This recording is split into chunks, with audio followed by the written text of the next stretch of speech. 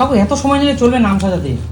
Finally এটা খুলতে পারলাম। ছেড়ে না, ফটাফট বসিয়ে দাও। কিন্তু বেরিয়ে যাওয়ার মাঝে কাকু এখনো হাতে দুটো ছাড়িয়ে গেছে। যখন এটা আটকানো ছিল তখন কিন্তু এটা বেরিয়ে যাওয়ার খুব চান্স ছিল এখান থেকে। হ্যাঁ, এটা কিন্তু ফাইনালি খুলতে পেরেছি। উপরটা দেখতে পাচ্ছ কিরকম? না খাই, খুলতে তো পেরেছি। হ্যাঁ হ্যাঁ, খেয়ে দেখি কেমন খেতে। বাবা মনের জন্য কোনো দাদা মনটা আমার খারাপ। কেন কেন মনটা খারাপ, আমার রুমের এসিটা খারাপ হয়ে গেছে। সে কি গো? বলতে পারছি না কেন।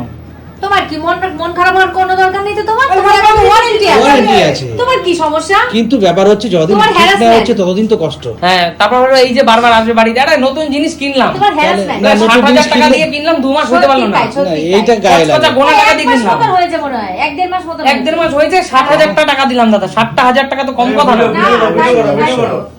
এগুলো ঠিক না। কি সেটা যেমন কাকুর কাছে কোনো ব্যাপার না।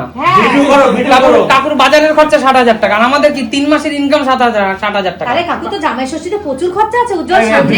বড় মেয়ে ছোট মেয়ে এতগুলো